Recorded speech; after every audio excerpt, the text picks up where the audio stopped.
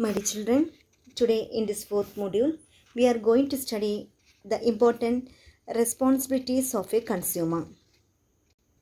Consumer is a person who uses or consumes goods or avails of any services.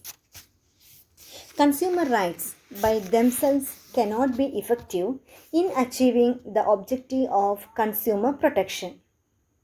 Consumer protection can, in effect, be achieved only when the consumers also understand their responsibilities. A consumer should keep in mind the following responsibilities while purchasing, using, and consuming goods and services. Responsibility is a thing which one is acquired to do as part of the job, role, or legal obligation.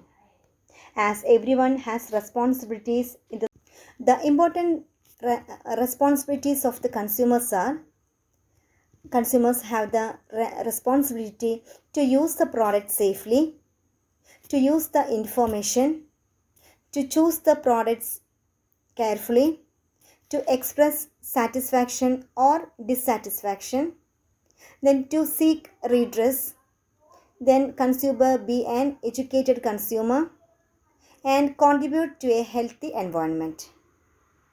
These are the important responsibilities of the consumer. Now we are going to study these topics in detail. First point is, be aware about the various goods and services available in the market so that an intelligent and wise choice can be made. Another responsibility is that buy only standardized goods as they provide quality assurance. Thus, look for ISI mark on electric goods, FPO mark on food products, hallmark on jewelry, ACMark on agriculture products, etc.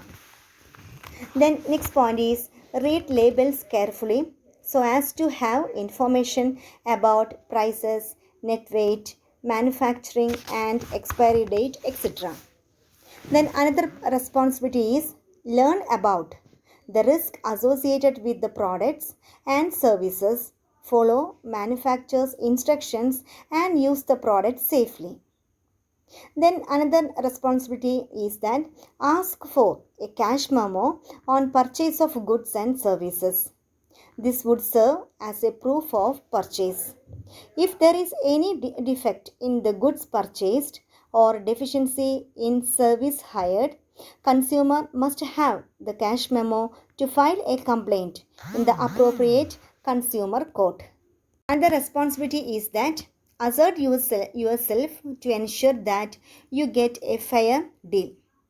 Then another responsibility is that file a complaint in an appropriate consumer court in case the goods purchased are defective or there is deficiency in the service hired. Do not fail to take an action even when the amount of loss is small. Then another responsibility is that be honest in your dealings.